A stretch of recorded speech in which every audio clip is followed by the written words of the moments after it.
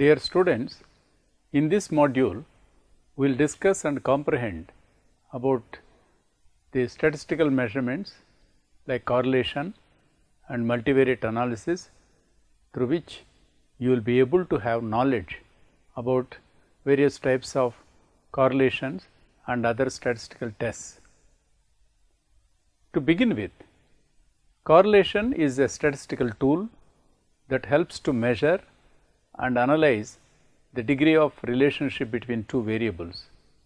Correlation analysis deals with the association between two or more variables. Thus, correlation more precisely is a measure of the extent to which two variables are related. A correlation can be expressed visually also. This is done by drawing a scatter diagram. That is, one can plot the figures for one variable against the figures for the other on a graph, so that there can be positive correlation, the other second is negative correlation, and the third alternative could be no correlation. There are different types of correlations. For instance, when we talk about the number of variables that are involved in the analysis, based on this there are two major types of correlations, namely simple correlation and multiple correlation. Generally, in simple correlation, only two variables will be considered. One will become independent, the other will be dependent in nature. Strictly speaking, simple correlation measures the strength and type of relationship, either positive and negative, between two variables on the assumption that no other variables come into play, and as such is not to be taken into account. On the other hand, in multiple correlation, one dependent and two or more independent variables will be taken into consideration. In addition to these, there is another type of correlation which is known as partial correlation. This type of correlation to a large extent used in social science research, since it is observed that a large number of interrelated variables are likely to influence the final outcome. Generally speaking, coefficient of correlation is also combined with his Carl Pearson's coefficient of correlation on his name. In statistics, for measuring the correlation or association between any two random variables, Carl Pearson has first developed the product moment method. By computing correlation with this method is a lengthy process. According to this method, the following assumptions or requirements are kept in mind. The scale of measurement of the data should be interval or ratio.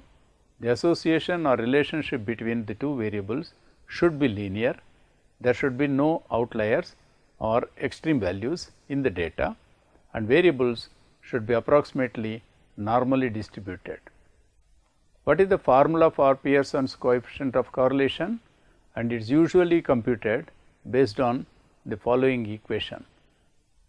Correlation coefficient is denoted with a small r, which is equal to, in the numerator, n summation of sigma xy minus sigma x into sigma y whole divided by square root of n sigma x square minus sigma x whole square n sigma y square minus sigma y whole square.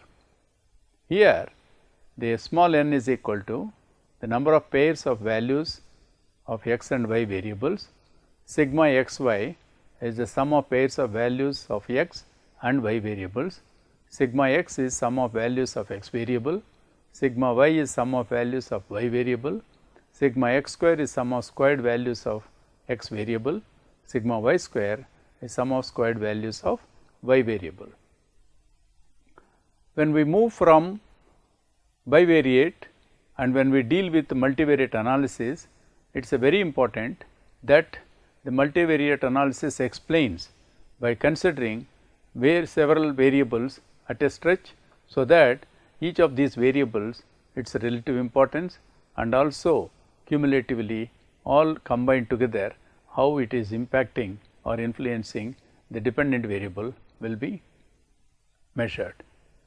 What is the meaning and importance of multivariate analysis?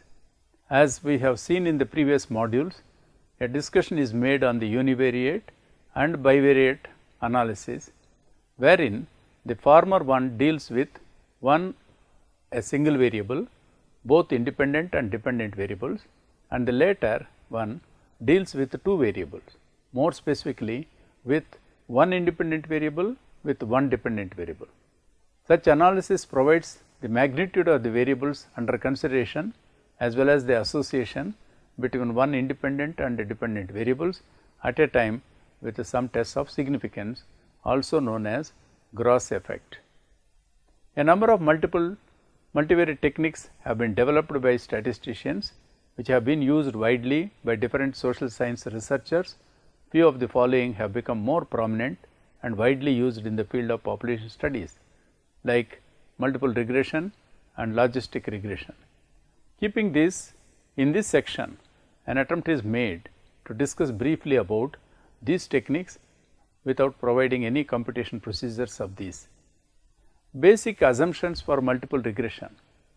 It is assumed that there exists a linear relationship between the outcome, that is dependent variable, and the independent variables, and it is an essential assumption. The other is multivariate normality, that is multiple regression assumes that the variables are normally distributed. The third assumption is no multicollinearity. This assumption assumes that the independent variables are not highly correlated with each other. The fourth one is homoscedasticity. This assumption requires that the variance of error terms are similar across the independent variables. What about structure or type of variables and choice of explanatory variables that has to be included in the multivariate analysis? Strictly speaking, the results based on multivariate techniques will be more reliable if all the variables included in such analysis are either discrete, that is having integer values, or continuous or real values even in decimal points in nature. However, in most cases getting such data is very difficult, and especially in social sciences most of the data will be categorical in nature. In view of this, statisticians have developed or modified some of the multivariate techniques so as to analyze the data required by them. Multiple regression also we have to include some of the other aspects, like the basic assumption behind this type of regression is that the independent and dependent variables are linearly correlated, and therefore, this technique is also known as multiple linear regression. Multiple regression technique is the most commonly used technique to assess the net effects of a number of explanatory variables on a dependent variable measured on a ratio scale. The basic model in the linear form, that is multiple linear regression, is y is equal to beta naught plus sigma v I x I plus e, where y is the dependent variable, xi's are the explanatory variables, beta naught is the constant term, beta I are the regression coefficients, and e is the error term. It is assumed that the error terms are uncorrelated and homoscedastic. The R square value, that is square of the multiple regression coefficients, indicates the proportion of variation in y collectively explained by the explanatory variables. The regression coefficient beta I measures the effect of variable xi on y controlled for the effects of other variables. An increase of 1 unit in variable xi is expected to bring about an increase of beta I units in yi. In this way, multiple regression is very commonly used and also very sophisticated, as it explains more than two variables and its influence on dependent variable.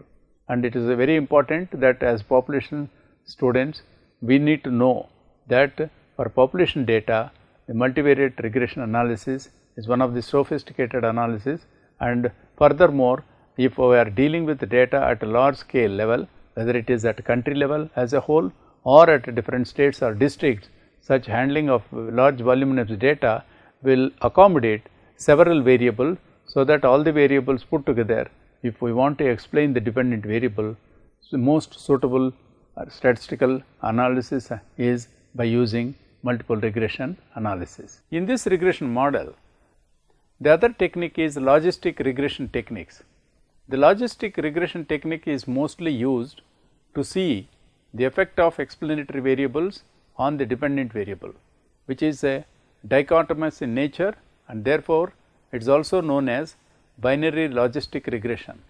Most of the variables in population studies are of this type, then namely adoption of contraception, whether it is yes or no, availing healthcare facilities from government or private facilities, enrollment for health insurance, whether it is yes or no, etc. In all such cases, it is preferable to use logistic regression instead of multiple linear regression techniques, since in such a case the error term would not be normally distributed. For logistic regression, large sample sizes are required so as to provide sufficient numbers in both categories of the response variables.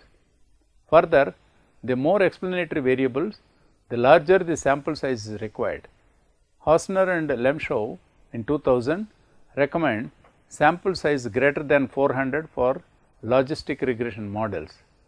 The logit of the probability of occurrence, denoted as P, is expressed as a function of explanatory variables as logit P is equal to log P divided by 1 minus P, which is equal to beta naught plus sigma beta I xi, where xi's are the explanatory variables and beta i's are the coefficients. Log P by 1 minus P expressed as expect beta or odds ratio. Logistic regression coefficients and also the level of significance have been estimated for each of the dependent variable separately. In conclusion, we can let's summarize the module that focuses on correlations and multiple regression analysis.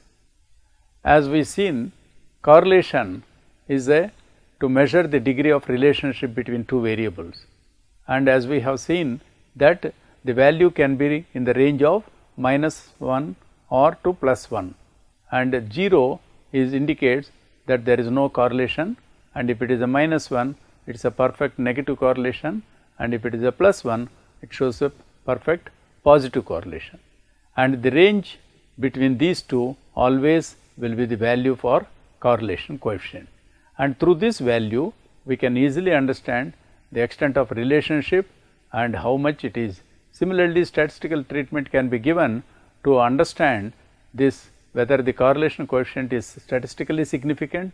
If it is significant, at what level of confidence we can accept that result.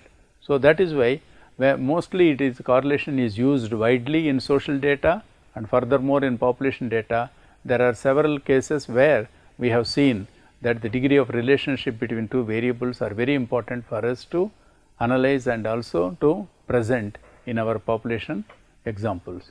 Similarly, when we are talking about more than two variables, in explaining its relationship or its influence in the variations in the overall dependent variable, for that case also multiple regression is very important. So, multivariate analysis is increasingly used, and more such cases are widely seen that the multivariate becomes a more sophisticated, and for the population data, especially when we are analyzing the large scale data sets, whether it is at country level as a whole or at different states and districts. So, geographically when the data is captured and with the large data, multivariate is possible to explain in different subgroups the extent of variation that comes out in explaining the dependent variable, and that is why each of these set of explanatory variable, to what extent its influence is seen, and relatively which variable is showing topmost in explaining the variation in the dependent variable, comes out when we use multivariate analysis, especially multiple regression analysis. That way it is a very sophisticated method and widely used, in increasingly seen and also adopted by social scientists, especially by the population analysts in the data that comes out with the various census or national sample surveys or national family health surveys. So, So, in that way the statistical tools play a major role in drawing appropriate inferences from the large data that we use in our day to day. So, surveys, when we extract the data, it is very important for us to understand which type of statistical tool is very important to use, in which context, and when the results comes out, how to interpret and how to present that data also is very important. Unless we are very clear, it becomes very difficult for us to analyze and draw appropriate conclusions. In that sense, these statistical measures are very important, and as statistical treatment, when we do it, it is very important what appropriate inferences we are drawing on these data.